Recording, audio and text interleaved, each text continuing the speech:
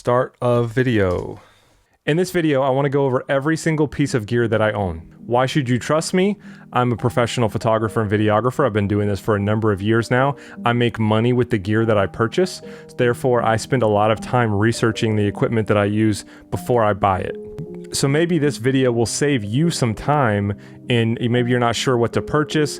Maybe you can just throw a little trust on me and say, hey, if he's using it, it's probably a good thing. It's probably worth my money, because I promise you, I'm not going to be purchasing equipment and gear that is not going to be able to withstand the test of time. And so far, everything I'm going to show you in this video has worked very well for me professionally and made money for me. Whether you are at an early place in your career, trying to make money, maybe you're trying to get to a place where you can purchase some of this stuff, or maybe you're above me looking for some new things to get, or maybe you're right where I'm at and you're just looking to maybe make some gear moves. I think this video is going to have some stuff for you and maybe at least just give you some ideas of some next things to get. And if you see something like a gap in my equipment, comment it down below. Let me know what you think I should look into that might help me doing photo and video. And again, I do want to stress that I am a photographer and a videographer. A lot of times we there's like the video side of YouTube, and then there's the photo side of YouTube, and then there's the hybrid area, and it's a little bit gray on YouTube. There are some hybrid shooters out there for sure. I think that if you want to make money and be a reliable source for organizations and clients, they would like for you to be able to do photo and video. They don't want to have to be looking all over the place for a photographer and then a videographer. You'll get to know their brand. They can trust you with their brand. So it's just totally worth it to me to just know photo and video, and I do love doing both. Before I get into breaking down everything, I wanted to just let you know a little bit of the orientation of this video. I'm going to do my best to break it down into segments, so just check the description below for the segments of what I'm talking about. I'm going to try and do like cameras, lenses, photography, flashes, audio, lighting, that kind of thing. Really quickly, one other thing I wanted to mention is I'm going to do my best to link every single thing that I talk about in this video down below. It's going to be an Amazon affiliate link. I didn't realize how easy it was to create an Amazon affiliate link, but it was pretty easy. So if you wouldn't mind supporting me just a little bit, it costs you nothing, but it could throw a few dollars my way. If you're considering buying any of these things, consider using the description down below. First, let's jump into cameras. I really love the A7S III that you're seeing me on right now. I'm sure that if you're in the camera world at all, or if you've been checking out YouTube videos at all, you're very well aware of the A7S III. It has lived up to everything that I've ever wanted in a camera up to this point. Yes, I do want a cinema grade camera a little bit later, like FX6, FX9, something like that. Built-in ND filters is really one of the biggest things that I would like to have. However, this A7S III is doing a phenomenal job for me. I actually shot something for a friend recently and gave him the files because he was going to edit it together, and he was just shocked at how good it looks. A lot of us are still used to using 8-bit footage, like on the A7 III that as my B cam here today. But whenever I first got this camera, it was my first 10-bit camera, and it's just shooting amazing quality for me in a varying range of shooting scenarios. I love S-Log. I'm finally using S-Log because there's no point in using S-Log on 8-bit cameras. And I'm throwing it on a Ronin S, all those kind of things, and it's just doing a phenomenal job for me. So I'm very, very pleased. If you have any questions from a professional business standpoint of using the A7S III, let me know down in the comments. I'm very good at responding to comments. Over here helping me out is my Sony A7 III. That's going to be my B cam, kind of doing a little bit closer shots for you. On the A7S III is the Sony K3M. This allows you to have XLR inputs into your camera. I have two XLR ports in here, so I can run my professional microphones directly into my camera. There's no wires outside of the microphone cable. It goes directly into the hot shoe on the top, and these new Sony cameras do a digital audio transfer essentially, so it bakes it right onto your SD card. Love that. To be able to see a little bit better what my A7S III is shooting, right here I have the Ninja 5. The reason I'm using the Ninja 5 is because it has an input and an output here, and that way I can use this for Zoom calls. I have it going into a Elgato Cam Link in the back of my Mac. I have the A7R4. This camera just has such a good feel to it. Whenever I'm using it, it just feels like such a solid quality photo camera. If you've never held one, maybe go to Best Buy or something and hold one if they have it. It just has this nice meaty feel on the grip. So much better than the A7 III in my opinion, as far as just the feel of it. The buttons are just more buttony. I just know that I'm gonna get really high quality shots whenever I use this. The only frustrating thing a little bit is if you are shooting uncompressed on it, the file sizes are about 140 megabytes each time you pull the trigger. Just keep that in mind, but I just love the resolution. I went to Wyoming with my wife earlier this year in like July and just took some amazing photos with this thing. I can crop without worrying about anything. Using this for headshots or portraits for clients, I can just totally rely on it. Obviously, just keeping in mind all of the basic things of photography that we should keep in mind. However, this camera is going to do a phenomenal job for you. On here, what I have is the Peak Design strap. I like this thing a lot because this base plate that comes with this goes right onto the Peak Design tripod that I'll show you in a little bit. I just like having a little extra grip there. I do sometimes use my cameras without anything on there, but I just really like having this attached to my hand and I can just kind of walk around. I don't like using the photography, the strap. I call them tourist straps. Maybe you have a use case for those, but I personally do not. They get in my way, then you bend over and they dangle in front of you and the whole thing.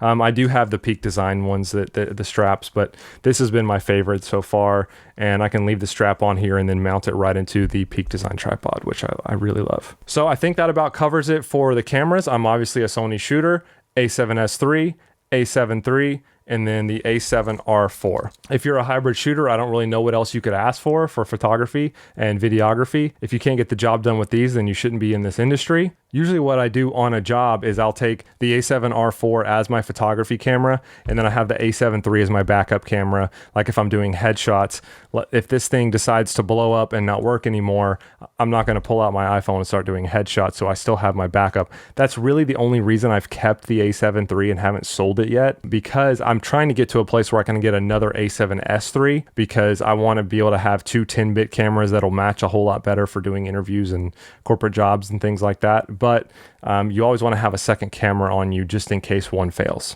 Or if you're doing an event shoot and you have a nice 50 1.4 on one, and you've got your 24 to 70 or 70 to 200 on the other, or whatever way you mix and match your event photography. Like if you're doing weddings, I know a lot of people do that. That way they don't have to switch lenses out. So whatever works for you. Before I move on to lenses and the rest of my gear, I wanted to talk about a couple of camera accessories. So that includes the Atomos Ninja 5 that is right below the S3 that I'm using just to check myself, make sure everything's in focus and not crazy. I'm using a LUT on there as my gamma assist because I'm shooting an S-Log3. I'm also using gamma assist on the A7S III to help me make sure everything's okay. But whenever you start plugging cables into the A7S III, that camera, your monitor gets blocked. So that kind of sucks, but I wish there was some other ways around that. I'm using the Atomos Shinobi. This is really just a lighter, made out of plastic instead of metal version of the Ninja 5. Doesn't record. I just slap a Sony NPF battery in there, plug the cable in, and I'm good to go. I've used this a lot. If I'm gonna have a heavy day of like using a gimbal all day or something like that, I'll use this instead of the Ninja 5 just because it's so much lighter and it makes it so much easier. If you don't have an external monitor to use with your camera, I would highly suggest you checking one out. I have this one that I haven't really used in a long time. It's you can see the dust on it from Andy Cine. It's the Andy Cine 4K. Really, it just has an HDMI cable or port on there. I think it has false color, but it definitely has like waveforms and stuff like that on the buttons you can choose here. It's really helpful. I can't tell you how many times I've gotten back. My eye is pretty good about nailing exposure just from looking at the back of the camera, but I can't tell you how many times I've gotten back to the computer into Final Cut and wish that I had maybe checked it a little bit harder. And if I just had a larger screen, it would have made things a lot simpler. So I would really encourage you to check these out. Small HD makes fantastic ones. Atomos, which I've shown you, makes fantastic ones. So you really need that if you're going to be doing especially any kind of work where you're setting up your lighting and having it just right. There's nothing like having a nice monitor. In fact, in my Amazon wish list right now, I have like a 12-inch monitor so that if next time I do interviews, I think it's like $600, which is really not bad. It's nice and big, and they even sell ones that you can put like 4 different cameras into one monitor, so that maybe you have like someone who's directing or producing or something like that, and they can really see what the shots look like. So really look into that. It's totally worth it. It's a pro move. When it comes to choosing lenses, you want to get ones that will fill the needs for what you predominantly shoot. So for me, I started off using the 24-70 G Master. That's what you're looking at me on right now. That lens has served me the best out of any lens that I've purchased. Now Sigma has a 24-70, which is much more affordable, and apparently the quality is exactly the same. So if you're kind of looking to get one of these, definitely check that one out because you'd save yourself probably like $1,000. Sigma's making some fantastic lenses these days. But the 24-70 hits a good range of wide, kind of wide, to somewhat tight. And with things like clear image zoom and cropping in and things like that, you can really kind of get a lot more reach than you used to be able to shooting in like 1080p and 720p and stuff like that. Definitely look at this at the 24-70. I don't know too many professionals that don't. I do love primes. I'll show you a couple in just a second. However, primes, you know, if you're in a situation to where maybe it's an interview and you can throw a prime on and you can move your tripod wherever you want, fantastic. But sometimes maybe there's a crowd and you need to film someone. Maybe you're going to be in situations where they're going to be close to you, they're going to be far from you. So having variable zoom lenses is going to be a great option. There's not a lot of variable zoom lenses that go below 2.8. So that's why the G Master is 2.8. This is the 70-200 f4. F4 is fantastic. Most of the time I'm using this, it's like outside or something. The 2.8 is like another $1,000 compared to this one. So I was okay with it being an F4, and it's a fantastically sharp lens. And then I have the 14-24 Sigma. This came out last year. I made another video on it. I'll link it right above here or somewhere. So this is a lens that you can't put an ND filter on it, but you can, it does have a way to put rear ND filters in it, which I also have another video on. So if you're needing to use this lens outside, maybe you're doing some long exposure photography and things like that, you can totally throw ND filters into the back of this and you're gonna be fine. I don't believe they're all that expensive. One of my favorite lenses for portrait and headshot photography is the 85 1.8. This is the first prime lens that I bought, and it has served me very well. It's very light. I don't know how much it weighs. You can look it up if that matters to you. And you can just slap it on your camera, and you're going to have just a fantastic, nice telephoto range, compression in the background. At 1.8, you're getting some just crispy, beautiful shots. It has a 67mm thread ring. Honestly, I haven't used NDs on this very much, haven't needed to. But anytime I'm going to be doing like outdoor portraits and things like that, I just love this lens.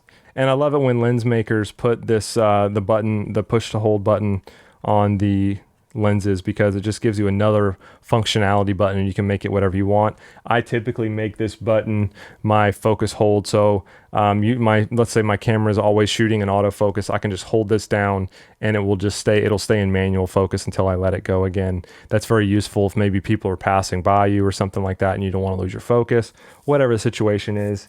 But I really love that. And then the final lens that I have is the Sony 50mm 1.4. It is on, let me use my A cam as my B cam really quick. This lens is probably my favorite lens if I had to choose one. It just, something about 50mm and at 1.4, it's just such a beautiful lens. If you shoot weddings or anything like that, it just gives that beautiful, dreamy look. It gives the right proportions to people's faces. I love it for interviews, especially photography. It's the Zeiss Sony 50 1.4. Couldn't recommend it enough. I think it's only like $1,400 or something like that. Really good tank of a lens. Has the ring on there to let you change your aperture. Love that lens so much.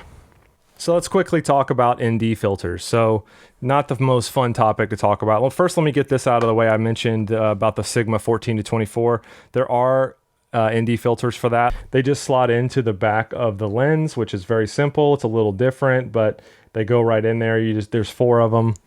You just choose the one that you need and you just throw it in there. Very simple, very easy. The thing that sucks about it, and the thing that sucks about NDs period, is having to carry it around and travel with it. But I just throw this in my bag if I know that I'm going to really need that 14-24 and be able to hit my exposures with the correct ND filter. And then the other one I have is it's Samad. And I bought this was the first like really nicer ND filter that I purchased. I think it was like a little over $100 and something, and it's a really good ND. I don't remember having too many issues with it. The good thing is it has hard stops on it, so you go one end, go to the other, it doesn't keep spinning or anything like that. It's got this little tiny knob thing on there that allows you to quickly just grab it and turn it like that, which is nice. So I remember this being a pretty nice quality ND filter. I can't remember if there's any color cast on it. I'm sure there probably is, because there typically is. There's 1 through 10 stops on here. And then my favorite one is, of course, the Peter McKinnon ND filter, which most of us probably own. I like that it comes with this nice like defender cap on there. I just put it onto my lens and then screw it on, and then I can just peel this thing off. I have noticed color cast on this whenever you go to the extreme ends of it, like all the way at 5. I do notice a little bit of a tinge getting in my footage. It's correctable, but it still sucks. The best way to do NDs is to just have singular ND filters that aren't variables. The other cool thing with the Peter McKinnon one is you get this. You also get this nice soft case that is so much easier to fit into your bag. So if you're traveling or whatever, you don't have to have this extra weight, because this little case actually adds a pretty decent amount of extra weight. So I just throw this nice soft case in there, and then the soft case also has like a lens wipe built inside of it. I mean, that's really forward-thinking, cool stuff. So love that. And then kind of going along with the variable NDs, I have step-up rings. Always get the ND filter that fits the largest thread size lens that you have, and then that way you can use step-up rings to step you up to there. So let's say that I was using a 67 millimeter lens, which I think one of my lenses is, but my variable ND is an 82 millimeter. Well, this thing goes from 67 to 72, 72 to 77, and then 77 to 82. It just sticks out just a little bit on the side of your camera, but it's totally fine, and you have a nice ND on the front of your lens. A few other things just to talk about while we're still on the cameras is batteries. Make sure you have plenty of batteries. I use these little think tank cases for all of my batteries. I've got a bunch of these Sony Z batteries, of course. These cameras do such a good job with battery life these days. It's not so much of a worry. Thankfully, I got into Sony when the Z batteries first were coming out with the A7 III. I know that it was pretty bad before. The A7S III isn't the best. It's definitely not as good as the A7 III or A7R4, just because it's shooting at higher bit rates and things like that. So, of course, it's going to be sucking down more battery because the camera's having to do a lot more processing. And then I use predominantly, and I've gone pretty much only to Sony Tough SD cards. These are by far the absolute best SD cards on the market. They're tough for a reason. They say tough. They're like a poker chip. Whenever you throw it on a table, listen to this. They're really secure. I trust my footage on these more than a plastic card. I've had good success with SanDisk and all the other ones. I have these SanDisk. I have a bunch of SanDisks in here, as you can see. If these G cards, the Sony Tough G cards, are too expensive for you, if you don't need the 300 read and write, and it be a V90, these are V90 cards, the Gs, then they have the Sony Tough M cards. So here's the M.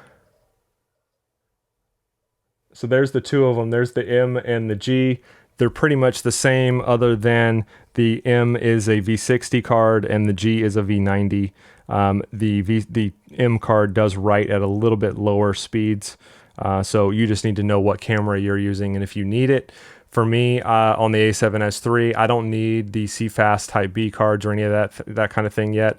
I don't shoot in those modes that requires it. So, and they're just very expensive cards right now. So whenever one day that gets a little bit more normal, I might pick up 2 of those. But right now, everything's fine with these. Totally recommend these. I always shoot in redundancy, so I'm always shooting to 2 cards at once. One of my favorite features of Sony cameras. Don't understand why other manufacturers don't. I know there's a lot of people out there that say I've never had a trouble with shooting just to 1 card. good for you, but when it happens, it's going to happen and it's going to be terrible. You lose all the data, all the work. Think about all the lighting, the audio, the logistics of getting people there. Whatever it is that you're doing is all coming down to the data being written to that one card. Why would you not spend a little money on a good card? Why would you not shoot in redundant form if you can?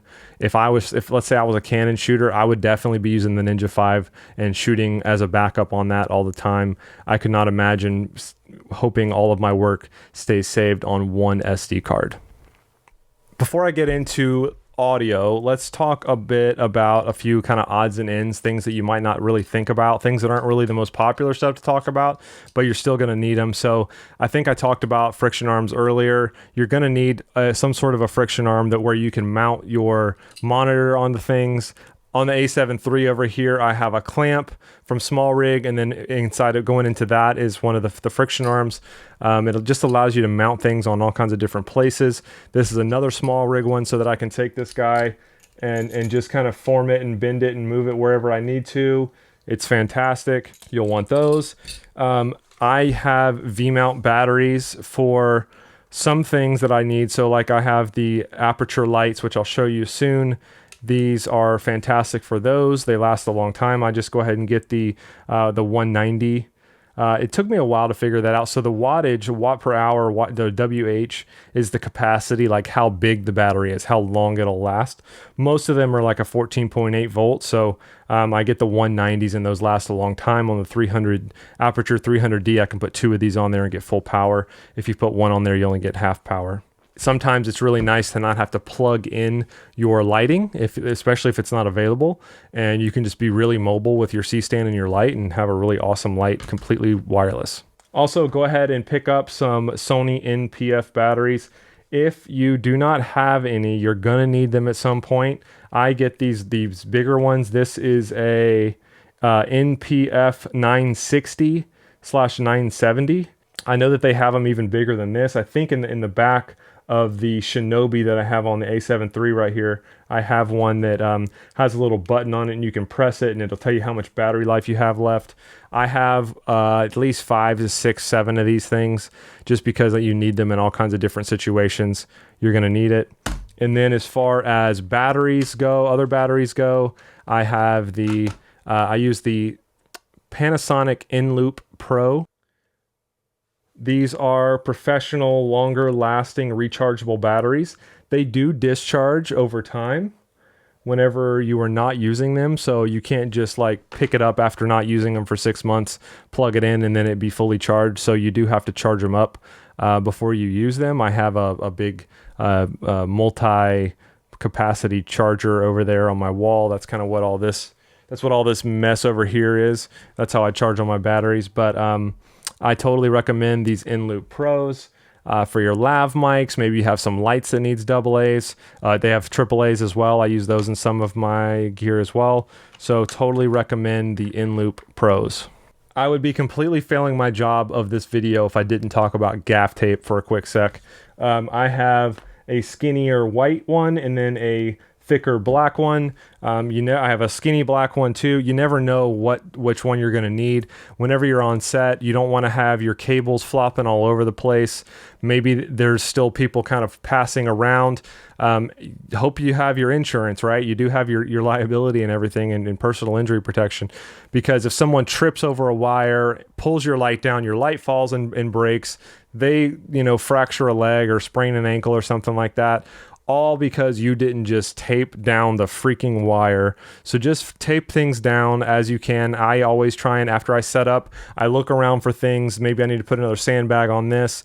If there's maybe a piece of like one of the C-stand rods sticking out and I couldn't do anything about it, I'll just take some gaff tape and make a little ball on the end of that so someone doesn't like scratch their eye on it, something like that. You can use gaff tape for an infinite amount of things. Maybe you can use it for a marker for someone to hit whenever they're walking in and that you have this on the ground for them. So gaff tape is just infinitely useful in a number of situations, and there's all kinds of colors and stuff for them. So make sure you have gaff tape.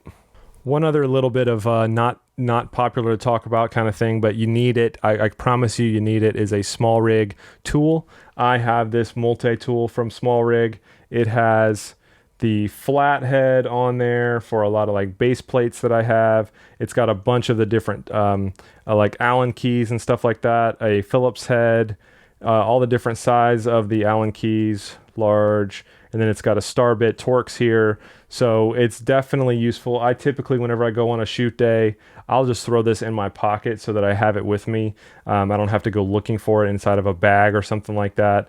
These are fantastic. Totally worth the money. Let's talk about audio. Audio is extremely important, and you should never overlook the quality of your audio. Yes, there are very cheap microphones out there that do the job, but are they going to break on you in the middle of a shoot? Can you trust them? Again, I'm not talking about just making fun little YouTube videos. I'm talking about being paid to do a job. Get good quality lav microphones, get a good shotgun boom microphone, get good equipment to hold those microphones, get good cables to plug into those microphones, get good stands to hold those microphones. Don't overlook audio. Audio is almost like, you can't have good video and not have good audio. You have to have good audio. Have you ever watched a live stream that had fantastic video quality, lighting, the whole thing was great, and then the audio was trash? Unwatchable. So same with your videos. Have to make sure that you focus on audio. First piece of audio I'm going to talk about is lav microphones. I got the Sony lav mics. And you know what? They're fantastic. There's nothing wrong with these lavs. They do a great job. I've had zero issues with them. They're very professional. You might see a little tape on here. I tend to tape joints, weak points on different things. So I went ahead and taped those one time, but I didn't really have to. I don't know why I didn't on this one. But you just throw your AA batteries inside, and you're good to go. They've got really cool features. You can throw this on top of your camera, or mount it in some other way. It's got the thread on the bottom. You can mount it wherever you want, and they're really good quality. They come with a very nice lav microphone. A lot of people do skimp on the microphone, the lav itself, but this one has been really good quality in my opinion, and I've really enjoyed using it. Since we're talking about lavs, I also wanted to mention the Tascam DR10L. These are totally worth the money. They are completely wireless. They're a lot less expensive than like those Sonys I just showed you. Those Sonys are like $600-700. Most good wireless lav setups are. They come with a really good lav mic. If you have a different lav mic, you can totally use your own and plug it in. This guy just runs on micro SD cards and one AAA battery. It'll do 2 recordings essentially, one at like 0 dB and then one -12. And that way, if someone gets a little too loud, you have that backup that doesn't get all messed up. Very simple menus to use. I've used these on a lot of grooms for weddings. The only thing that sucks about them is you have to put them on, see that you're getting a signal, and then just trust that everything's okay. I really like monitoring my audio whenever I'm recording and doing things, but you just throw them on and typically they're totally fine. What I also use, I think I have 3 or 4 of them. eBay, I got a bunch of them on eBay. I thought I was going to get scammed, but someone was selling them really cheap on eBay. The other thing you want to invest in is some Ursa circles. Different brands sell them. Rycote has these undercovers, which are great. And essentially, it's just a little sticky that you put the lavalier on. You put the lavalier mic, the mic capsule, on that, attach it to someone's clothes, and then you can use one of these fur circles there, and that's how you see people wearing lav microphones, but you don't see the lav. So it's like under their shirt or something like that. Like if I had one, it would be like right here, but you wouldn't see it at all. All right, let's get into external recorders. So I have the Zoom H6 right here. This is my go-to external recording device. Now that I have the K3M on top of my camera, I don't need this as much. But there are situations where maybe you just want to do a podcast or something like that, or audio only. For weddings, obviously, you're going to need something like this to be able to plug into the DJ soundboard. Whatever, maybe you've got multiple audio sources coming in. This one lets you do 4. The H6 is the best one in my opinion. I've had an H5 as well. It's fine. I like having more ports, and I just like the dials and everything on here. I never see anyone talking about the Zoom F1. The F1 is kind of like just a really small version of the H6. It doesn't directly take XLR, but it's a very small field recorder. So you've got a line in, your headphones. You can, there's all kinds of, I'm not going to get into the settings and everything, but you can kind of use this like a DR10L. But the cool thing with this is Zoom has all of these attachments that go on the top of their devices. And I've got quite a few of them here. So I've never used this one. I've never needed to use this one.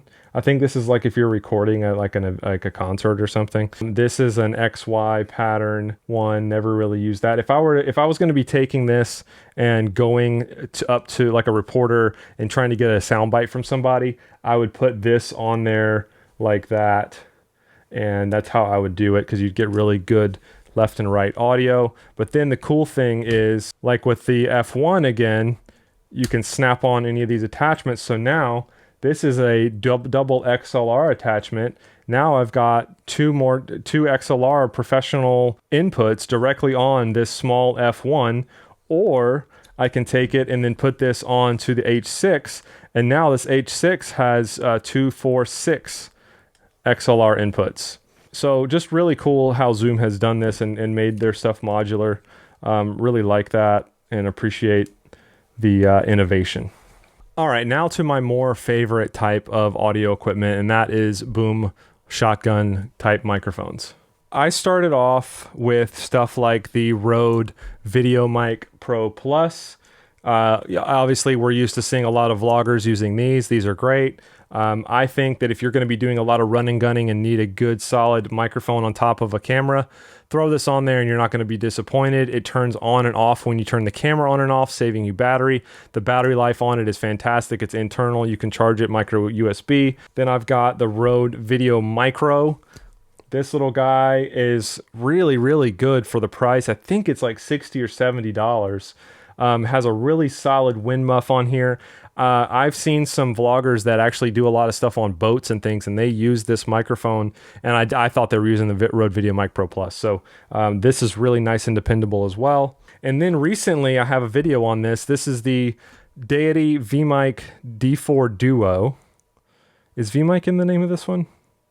Might just be the Deity D4 Duo. And this one is really cool, and another cool innovation, because you can record front and back at the same time. Again, I have a video on this. I'll link it right here somewhere. So you can press this button on here and record just the front capsule, or you can press this back button, and now whenever you're talking and say you have the camera pointed at whatever you're filming, you can hear the audio from there, and then the back of the camera, you can speak and it can hear you. So kids' soccer games, family around the house, like family video type stuff, totally great for that stuff. These wind muffs that it comes with it aren't so great, which I talk about in the video that I made. However, it's going to be a great option. You can also plug a lavalier into, there's a 3.5 millimeter hole on the side, and you can actually be running front capsule audio, and then that lavalier will be your second. You just have to do a little bit of work in post to get your audio to be whenever you want to choose rear capsule, front capsule, that kind of thing, but it's very easy to do. The first boom mic I got is the VMic D3 Pro. This microphone sounds amazing. It is USB C chargeable. It's got a 75 and 150 low pass filter on it. It actually has its own volume knob on here, so you can get your camera set to be at 10 dB or a very low gain level, because that's what you want to do on your camera. You don't want that preamp to be having to boost too much, because it's going to add a lot of noise into your audio. And then you can just boost it up on this microphone. Everything I've talked to you about so far has one flaw, and that's what I don't like about them as far from a professional standpoint, even though they're all pretty solid. They all use this. They all use 3.5 millimeter cables. Whenever you're using these, even this Deity microphone, you have to plug in. And then from here, I get like, I had a bunch of 3.5 millimeter extension cables that extended over to my camera. To me, these 3.5 cables are not professional. What's professional is an XLR cable. XLR cables are what you want to use. These are balanced lines. They're thicker, they're stronger. I use the Pig Hog brand. Whenever you get these, you can just tell this is a really solid, good, well-made cable.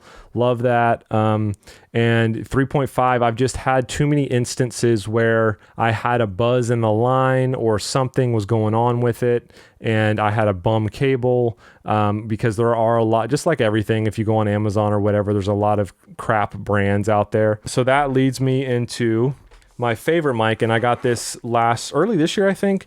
This is the best boom that I've ever used. This is the Rode NTG5. The NTG5 is a professional shotgun microphone. It sounds the best. It sounds the most natural. Of course, there's going to be really higher end brands, Sennheiser microphones and things like that cost $1,000.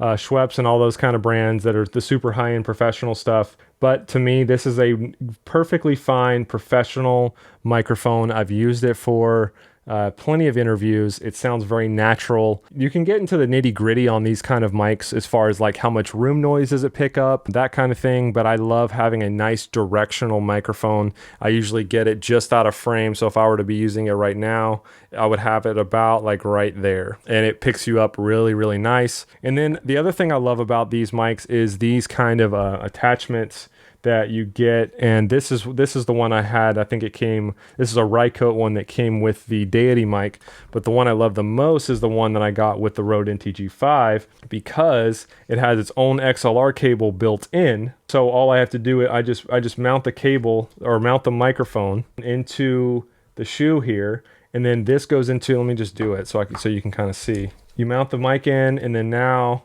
you just take the cable that's already built in here, plug that into the back of that, and then down here on the bottom you have your XLR for your cable. I will mount this onto the boom pole that I have, and then I will plug in my Pig Hog XLR cable and run that into whatever it is that I'm recording on. If you're not used to using professional audio and then you start using higher end quality microphones, it's like a world of difference. It like sprinkles the little gold dust onto your videos, and it's like it helps you realize what you've been missing all this time. While we're still here in audio land, let me save you a little bit of money on the boom pole that you get, because at some point you are going to want to get a nice boom pole. This one is from a brand, Seven Oak.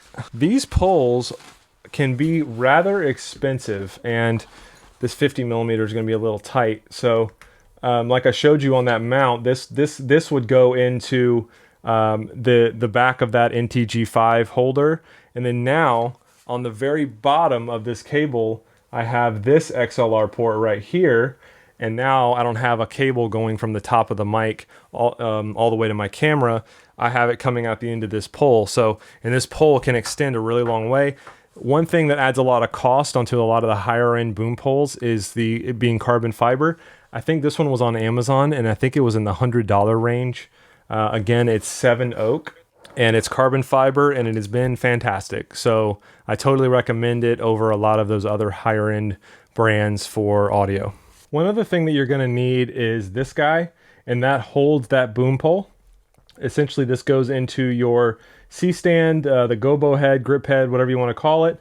And then that pole goes inside of here like this. And then it gives you like a nice counterbalance, and that way you can make the pole as long as you need to, and it'll hold it nice and securely in place. I'll link that below. It's kind of a random thing. It's about 25 bucks. All right, we're moving along here. I know this video is kind of long, but I promise you all of this stuff is really, really worth it, and it's going to give you some good quality. One final thing when it comes to audio is your audio doesn't matter if you're not monitoring it. So I use the Audio-Technica M50s. There's plenty of brands out there that offer headphones at varying qualities. There's nice Sony ones, there's nice Beyerdynamic ones, but these are the ATH M50X. And I think what the X means is just Bluetooth, so you can wirelessly use these with your computer. I like just hardwiring in, but whenever I am on a shoot, I have these plugged in directly to my camera, and that's what I'm using to monitor my audio. All right, guys, we're motoring along here. Let's get into lighting. Lighting is one of those areas that I have really put a lot of time and investment in personally to get better at when it comes to photography or videography. Now is whenever I'm going to get into a little bit more of the photo side of things. I know so far it's been kind of video related, video heavy. However, now when it comes to the lighting, I mean, usually photography is snap camera, light goes off or whatever. It's really important to understand your lights, and not just your lights and the power output of your lights, but how you shape your light. And that is whenever you see people that are masters of light, they know how to feather lights just right, bounce it off of this card to get this level of softness on the skin. So I've invested a lot more in learning, not just learning about it, but trying things out. So you're going to see a few items here that are going to show you some ideas that maybe you haven't thought of yet to up your lighting game, and not just the lights themselves. All right, let's get a little photography in here. This year I picked up the Godox AD400 Pro. And if you're looking to get into photography, I would look at the Godox brand before you get into any of the other brands. Photography is a different world as far as there are companies that really just do photo stuff, like pretty much like Westcott, Profoto, or the flashes that they have and the modifiers that they have. I have some modifiers that I want, the one I'm using right now, and it's mostly a photography brand. It's Westcott, but it also has been, since it has a Bowens mount on it, I've been using it for my video lights, and it's a great softbox. So point being, if you're not into photography, some of these brands are going to be hard to wrap your head around what's a good brand. Godox is a really good brand. They are, I mean, I think that they're perfectly high quality. This is a flash. I use this because whenever you're trying to get good photos, portraits outside, you're not going to be able to overpower the sun unless you have a powerful enough light. So they have the AD600 Pro. That's their most powerful. I think they have maybe one more powerful than that now. This is the AD400 Pro. I use it outside. It totally works just fine. It flashes beautifully. This is the trigger that I have that came with it. Again, this is Sony specific. You have to get one that'll work with your camera. I have 2 batteries. It's totally wireless. I don't have to be powered in. I just power up these flashes. I just did a bunch of headshots recently. Used this the whole time. Love it. Comes in a nice case. I think it's like $600 or $700. Totally worth it. I know it looks like this was probably shot at the same time as the rest of the video, but it's actually about a week later, and I just so happen to be wearing the same shirt. All right, I forgot to include this in with the rest of my lighting section because these are some of my favorite lights, and I absolutely love this brand. If you don't know, if I might not have mentioned it before, I have my own business, and then I work for another company as well, and I have a bunch of photo camera gear there. This is all my stuff, but I use a lot of roto lights at work, so at my jobby job. And I love the Rotolight brand. I have the Innova Pro 2. I have the EOS, which is I'm going to show you here. I have the Neo 2 here. And I have 2 EOSs at work, a Nova Pro 2. I really want the new Titan X2, and they have an X1 as well. One is really big. One's like a 1x2, and the other one's like a 1x1. They can flash, again, hybrid shooter, photography, videography. They can flash in color, like RGB, full RGB. So the Rotolight brand does not get enough hype in my opinion. They are from the UK, family-owned company. And I need to make a Rotolight video, a video just about Rotolights. This is the Neo 2. This can run off of 6 AA batteries. You can also do a D-tap into this from a V-mount battery and get 500% flash power out of it. It'll last a very long time. Easily have all your mounting points on here. Throw it on top of a camera for a run and gun situation. Put it inside of a softbox and flash. I also have, I don't have it here with me, but there's a flash unit you can put on top of your camera so that you can flash these. When you flash them, it doubles the output of just the regular LED power. I've used them for video. If I need to just do a quick light setup, throw it on a small light stand, and you're traveling really light and small. The Neo 2, it's not going to overpower the sun or anything crazy like that, and then this is the EOS, so this is the step up from the Neo 2, and this guy has these 2 handles on the side. Again, someone can hold it for you. It comes with this ball head that you can mount onto the bottom and then put it on a light stand. Same features as the Neo 2, flashes for photography, or you can just use it as a constant light. Whenever you flash it, it does double the output. Bicolor, both of these are bicolor only. The Titans that I mentioned earlier are the only RGBs that they have right now. Oh, and then in the Neo 2 and the EOS as well, this front cover can come off. Let me just show you. And then you can put different diffusion in. So I have like a little bit of diffusion on here right now. This is what it looks like without any diffusion. And then they come with these diffusion packs. Don't sleep on Rotolight. It's a brand that I've really come to enjoy a lot. I'm not going to talk about that too much more because I already have kind of hammered that home. But I love these a lot. All right, so now we're getting into the big boy, and this is the favorite light that I've ever purchased. I have been using aperture lights since the beginning of my video career pretty much. Now I'm actually using aperture lights indoor for headshots, which is working out really nicely. But I originally got the Aperture 120D, the original Mark 1. Then I purchased this 300D Mark 2. If you're gonna get any aperture light, I would totally recommend saving the money up from the Aperture 120D Mark II or whatever, and getting the 300D, because it's always better to have more light than you need and be somewhere where you wish you had more light and there's nothing you can do about it. I'm not going to pull everything out of here, but just know that the 300D is the one you want. This is the big daddy. I love this light so much. It's very professional. It makes me love Aperture so much. Aperture has some lights that I really want to get, like their new Nova that does RGB color and everything like that. But I love using this to shoot through diffusion, and I just can get really nice giant size soft boxes, which I'll show you in a second.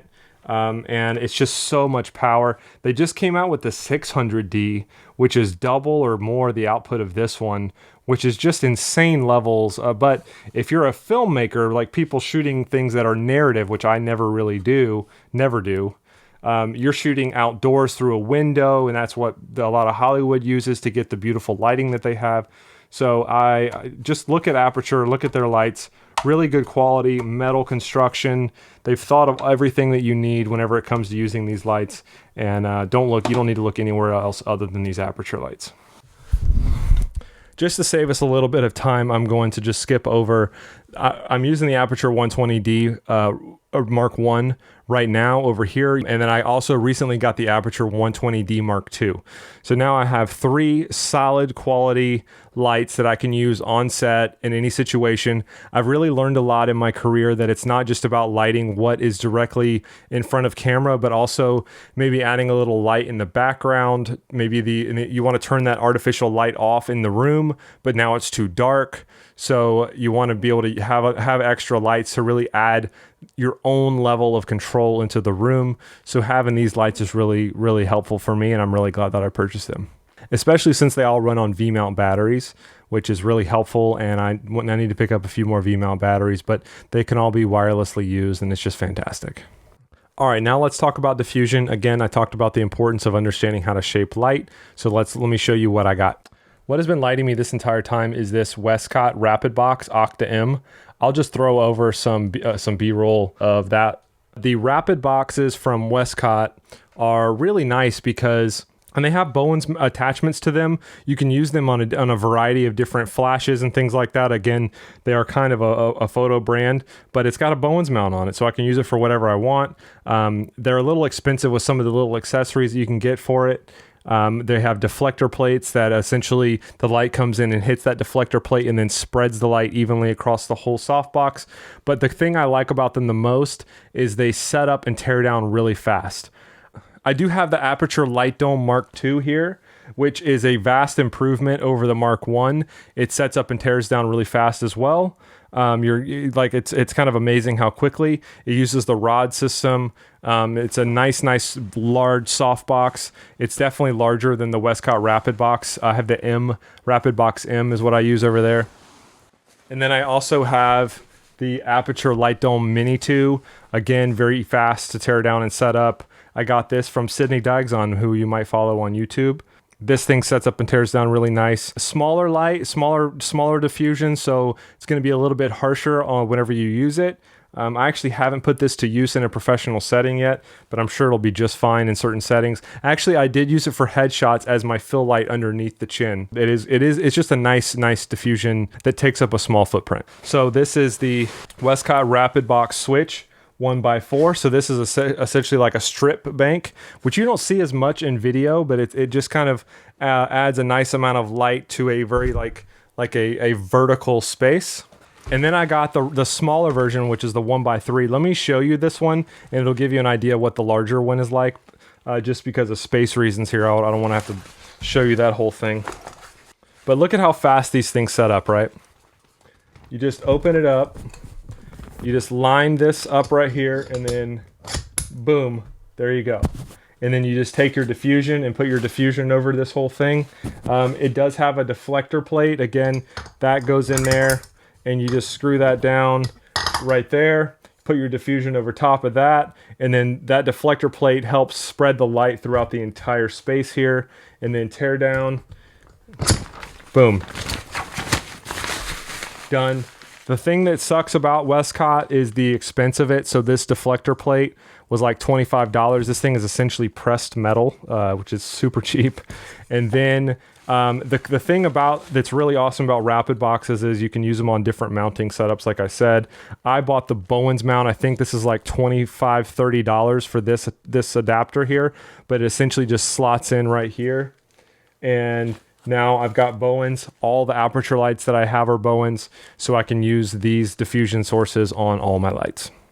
This is a Westcott Scrim Gym. If you don't know what these are, it's essentially like a large square. Well, this one's square because this is a 4x4. But essentially, it's really good for. I also use it to keep sun off of people if I'm doing headshots outside. So it has these clamps that you can connect to your C stand, and that way you can you just clip this onto the frame, and then you can have it on 2 C stands. I typically just have it on 1. Or if maybe you're outside and you're shooting and you don't have a light, but you have this, it has these varying levels of diffusion. And I've purchased like half stops, full stops, stop and a quarter. It's got the reflector. So it's got different levels of diffusion, and then you can just, and if maybe you have someone helping you, you don't even need the stand, you can just have them hold it. They do have like a 4x8 and 8x8, different sizes. But whenever you buy this, I'll link these below. You're going to have to get the frame itself, which I think is a couple $100, and it comes with like a half stop diffusion, and then you have to get more diffusion yourself. So I wanted to make sure that and you can put, it's all goes on by Velcro. So I made sure that I could put it on, I put like a stop and then a half stop on the other side. Really just depends on your lighting situation. But I'm really glad that I invested in this. This was the first thing that I purchased whenever I decided to really start taking my light shaping technique to another level. And you can also use this for photography, shooting your flash directly into this. It hits this and then it becomes a larger light source. Maybe you want something a little bit larger than like a softbox. It all depends on where you're shooting at. If it's going to be windy and things like that, these are going to be kind of prone to falling over unless you've really got it sandbagged down really nicely. But I'm really glad I purchased this, and it's made me feel more like a professional than anything that I've bought in recent memory. All right, before I leave the lights, I wanted to talk about this light that you've probably seen in the background for throughout the video thus far. This is the Nanlite PavoTube 2 6C. The thing I like about this light is it's very small. I like using it as a hair light. I can use this thread adapter that it has built in on both sides, and I just plug it into my light stand. I'll show you my boom light stand in a second.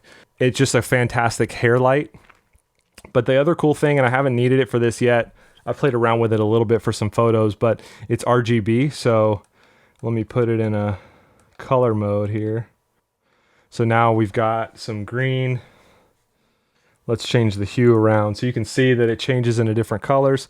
They have larger tubes. I would love to get some of their larger Pavo tubes. They're a few $100s, but I think they're totally worth it. And the thing is totally battery powered, charges via USB-C. I've had it just sitting back there with all my chargers just in a white mode, charging because it was about to be dead. So let me put it back over there now. But they're just great lights, and you can use them as just like nice little fill lights if you need to. Like maybe I would have had it over here.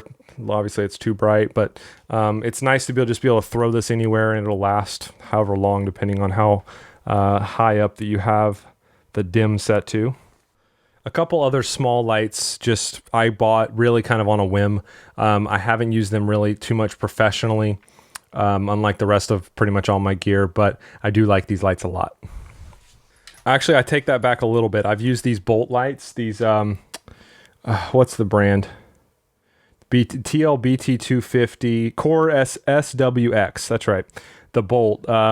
These are really popular among wedding videographers, especially because they're just easily to just throw up on some light stands. It's got a nice ball head here. They're bicolor. They run on Sony NPF batteries.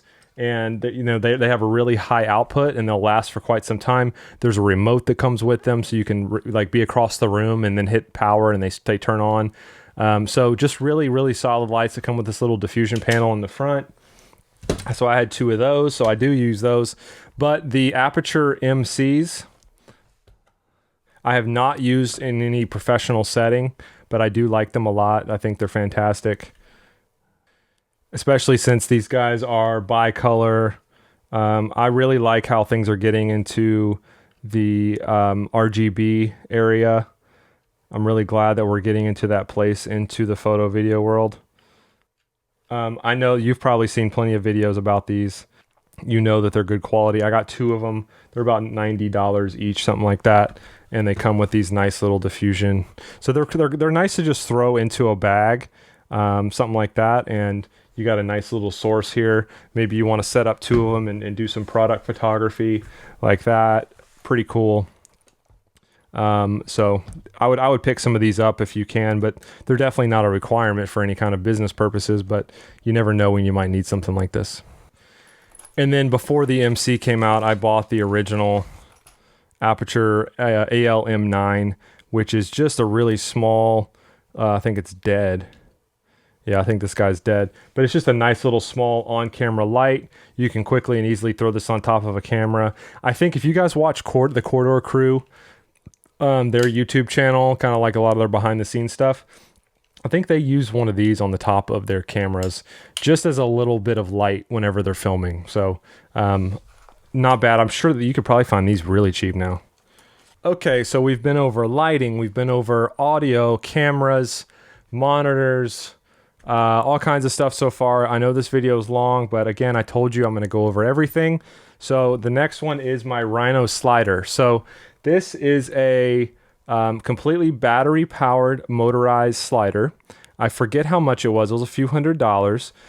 It runs off of Bluetooth on your phone. You just power it on and you set it to just, I like using it in interviews to just constantly loop back and forth. It does not do pan tilt or any of that kind of stuff. It doesn't have any of that built in. That's one of the next things I'd like to get in my video business, because I love those shots of like a camera like keeping focus on somebody. But that stuff gets a little bit expensive with the heads and everything with those. But this one can do great time-lapse photography. It's got settings for all of that in the app. And it's really nice and small. It just depends on what your use case is. They have a larger one than this. As you know, sliders can get like really long. I think that this is a really nice travel one, especially if you're someone that wants to dabble in some stuff with sliders, but you don't have a complete need for it. But using a slider in interviews and things like that does take your professionalism up a little bit, in my opinion. It just looks so much more dynamic and cinematic. All right, drones. This is my Mavic 2 Pro. I got it pretty much when it came out. It has served me very well. I've got the Polar Pro NDs with it, which I use pretty much all the time whenever I'm going to use this thing. I've got 4 batteries. I've got the remote here. I used to use my iPad Pro as my viewfinder, which I still do on if it's like a really big time job. But now it's just so much faster to just throw my phone onto this thing and use that. This case that I have has a little slot at the bottom for an iPad. The Mavic 2 Pro, I got it when they first came out with it as the like 1-inch sensor and the Hasselblad camera and like all this stuff. You guys know the quality of this drone. It's fantastic. If you are someone, and I do have my drone license, which you do need if you were going to be making money with a drone, which I have. I got a fantastic, like one of those dream jobs with my drone. I got paid close to like $9,000 to do a 6-month job where essentially I had to just go to a golf course and film the renovation project they had going on like a weekly basis. I did a kickoff video and then I did a recap video at the end. It was a great job, a very well-paying, no stress job. So I couldn't have done that if I hadn't got my license and if I didn't have this drone. All right, I'm getting very tired. We're in the home stretch here. We're gonna do this. We're doing this. I'm getting hot. My throat is drying up, but here we are. We're almost done. All right, so now let me show you some of the less fun stuff to talk about, but it's still very, very important. I'm pointing at you because it's important. So light stands and all C-stands, all that kind of stuff are very important. My Aperture 120D over here that's been lighting me this whole time is on a C-stand. It's my least favorite C-stand. That's why I keep it set up in my office and I don't take it out on jobs unless I absolutely have to. But I forget which one it is that I bought, but it's one of the ones that keeps the turtle base like built in, and it's not separate, and it's just not that great of quality for me. But anyway, so make sure you have C-stands. Let me show you my favorite. I'm not going to pull out my C-stands. You guys know what C-stands are. You need multiple of them. You need a bunch of sandbags. I just spent like 2 hours the other day filling sandbags up. I can't believe I'm actually lifting this up onto my desk. All right, light stands. These are my favorite light stands. Let's get through this fast. Strobe Pro, I think there's other brands that make these too. But Strobe Pro makes this 16-foot 2-in-1 boom light stand. I'm not going to show you all the stuff that it does right here. It's a light stand, but just think of a light stand that goes up and then now it can boom out too, which is great for hooking a microphone onto it, maybe throwing your flashes or your lights or things like that on the end of it. It's really good. The 16-foot one goes so high. 16 feet is really high. I've also got the 13-footer here. The thing I like about them a lot is the knobs. If you've ever used cheap light stands, you know that the knobs that are like plastic and the whole thing feels like it's going to fall apart if you kicked it hard enough. This one is a tank.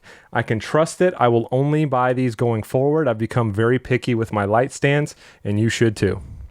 I'll link Strobe Pro down below to these. Manfrotto makes some as well, but in my opinion, I've used the Manfrotto one. In my opinion, the Strobe Pro one is better. I think Impact makes booming light stands as well. If you're going to buy a light stand, why not get one that booms? It'll be a regular old light stand, but then it can boom out if you ever need it to. When it comes to stabilization, I've really become known for my gimbal work. I think gimbals, to the eyes of most people that aren't in our photo video world, they're amazed by the quality of shots and the smoothness of the shots and stuff like that. I have a Flycam Red King, which is like a glide cam.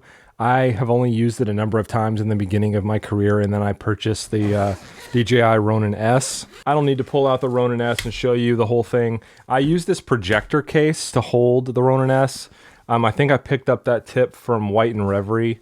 They are really, really high-end wedding filmmakers, but it holds everything in here. I've got the two handles on it. I have the kit to be able to hold my Ronin S out with two handles, but I typically like now, especially with the S3, with the monitor, the articulating monitor, I typically just use the Ronin S just plain and simple. Camera on there and that's it. It's just so much lighter, so much easier to move around, especially on a long day. I do like having a bigger monitor on there to see everything, but I really like using the Ronin, and the new Ronin S2 is out, both versions, and those are fantastic if you want to spend the extra money on those. I currently don't see the need for me to do that. I eventually will, I'm sure.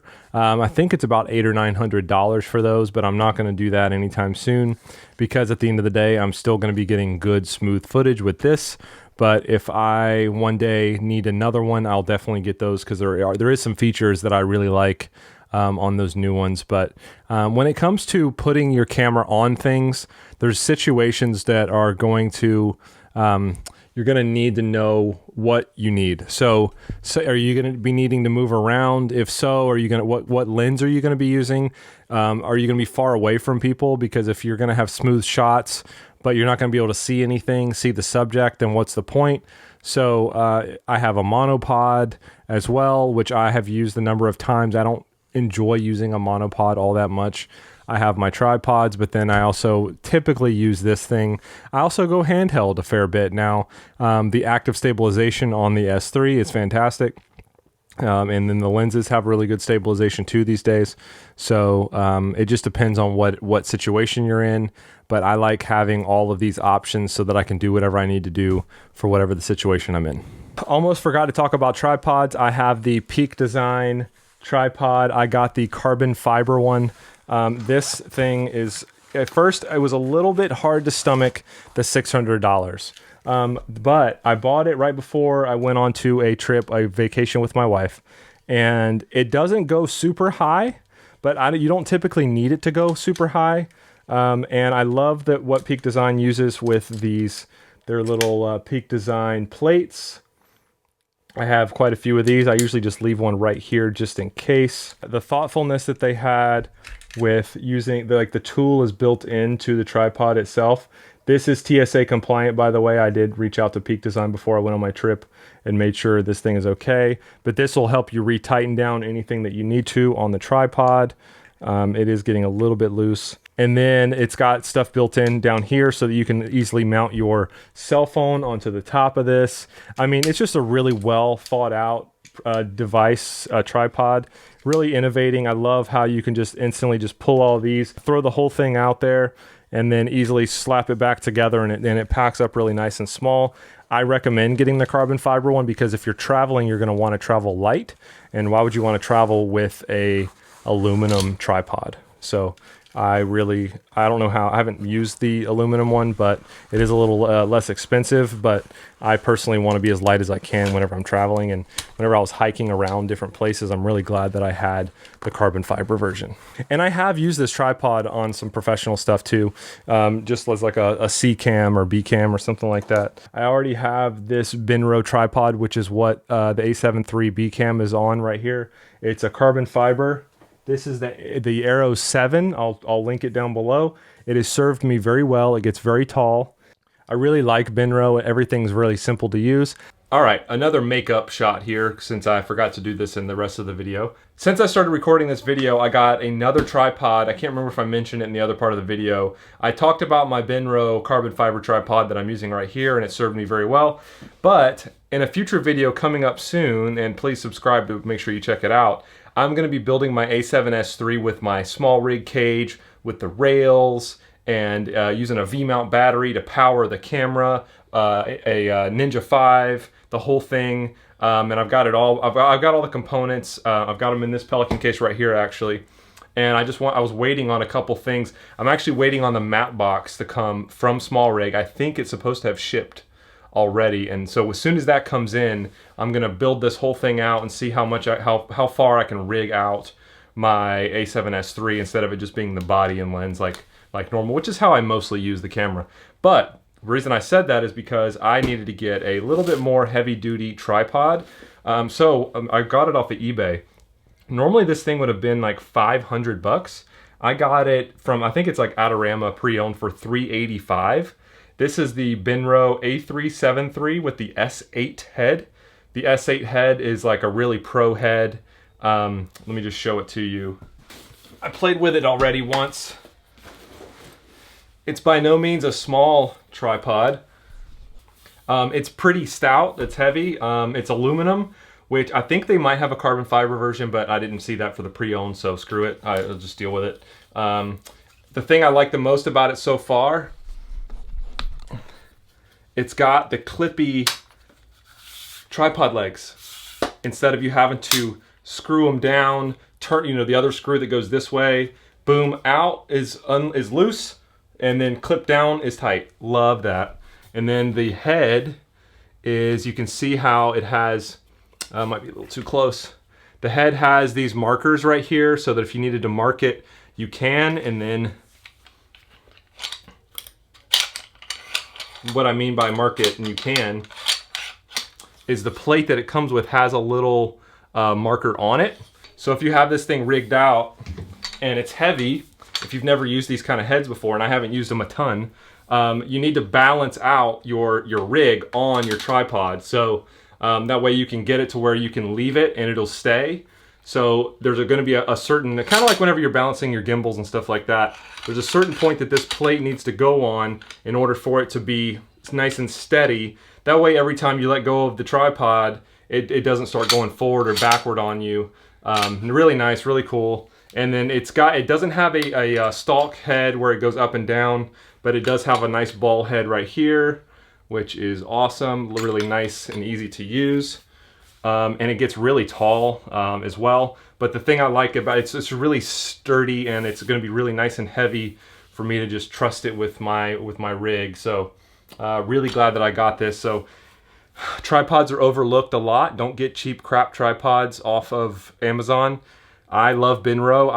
I've used some Manfrotto stuff, and I kind of feel like Manfrotto is not the Manfrotto of old. but I'm so far a big fan of the Benro brand. My GarageBand recording is at 2 hours and 3 minutes. I don't know how long this video is. If you are this far into the video, I don't know how much of this, there's definitely large chunks that I'm cutting out of this, but if you've made it this far, please hit that like button and subscribe. I don't like having to beg, so please don't make me beg. Please just, if you're this far in, I would love for you to subscribe and let's be friends. Wrapping up here, just a few little odds and ends bags. This is from Tinba. I got this whenever I thought I was going to be able to put it into my hiking bag on vacation, but it turned out to be too big for my hiking bag, but it's pretty cool. Can easily just throw in your camera and some lenses and some odds and ends in here. I actually wind up using this thing for a on-the-go audio bag. So maybe I don't want to set up a whole Pelican case full of audio equipment. I can just throw my headphones, my mic, cables and everything right into this guy, and then boom, I'm ready to go. I've got all my audio in this one bag. Yeah, this is from Tinba as well. This is like a sling messenger bag, but it's a camera bag. And so it flips out here and you can fit your camera. They have varying sizes of this. This is the DNA 10. They have larger ones, smaller ones. You can fit like an iPad in here, a whole bunch of accessories like your batteries and memory cards and all kinds of stuff. It's got like quick access on here. You can easily flip it up and get inside.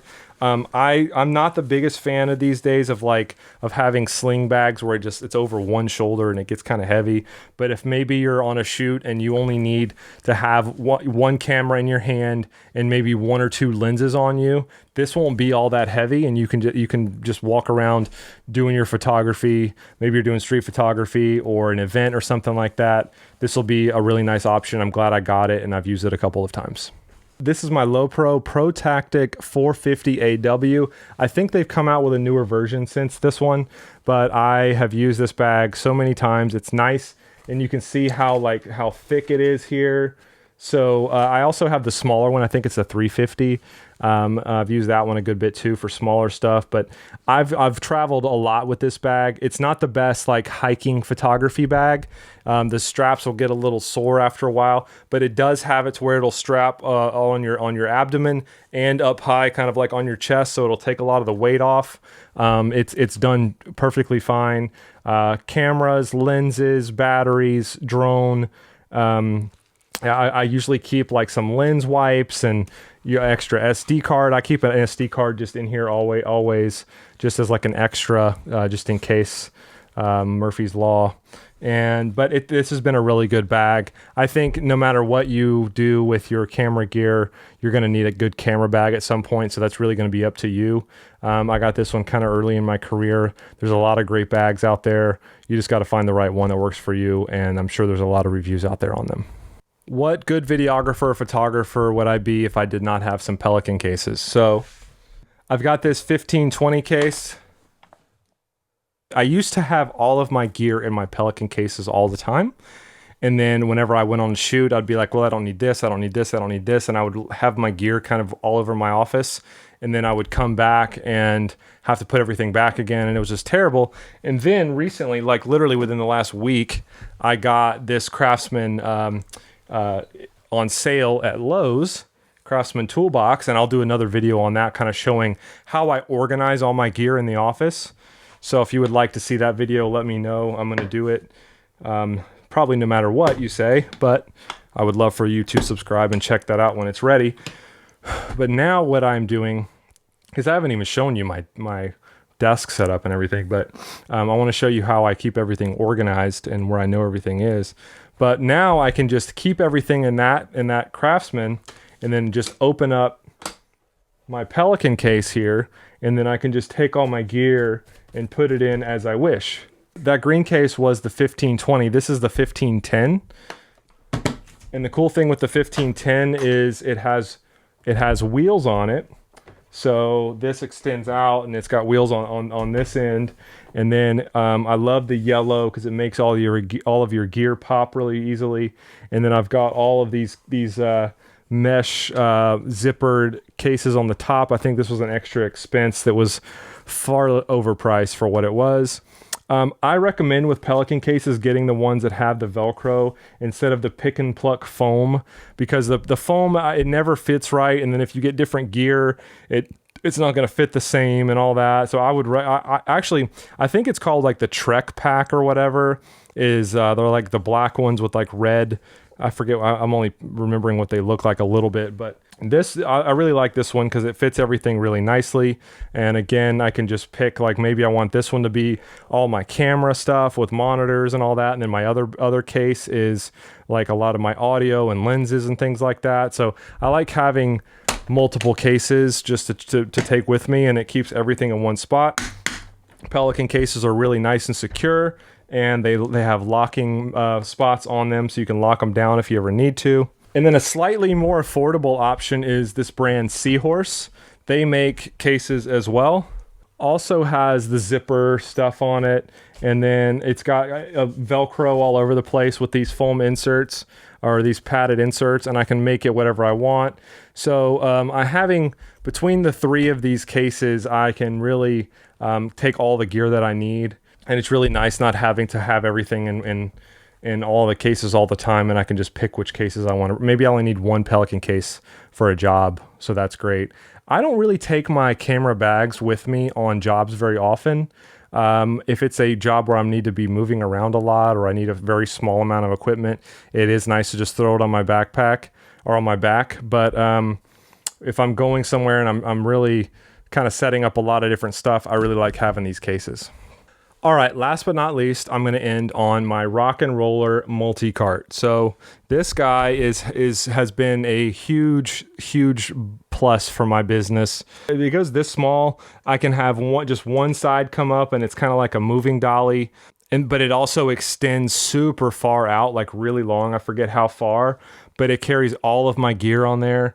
I would recommend getting I think it's the R16. This is the R12. And they sell like wooden liners for the bottom of it that keeps everything nice and sturdy. There's straps to strap it down. Again, this will be linked like everything else down below.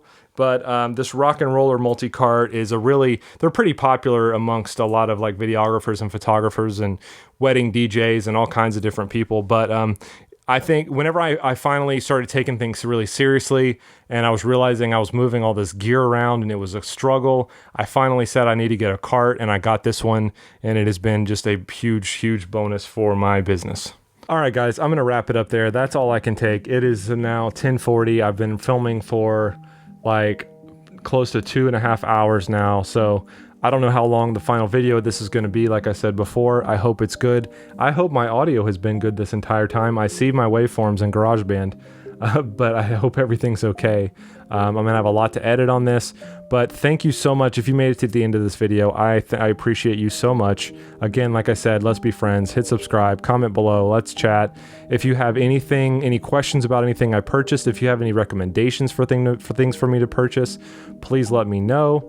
I didn't even talk about like my audio as far as like my Shure SM7B. That's kind of stuff maybe I'll mention in other videos and stuff like that. But I, again, hope that you found value in this. All of this stuff was very well researched, and it has been serving me very well in my business, and it'll serve you well in your business too.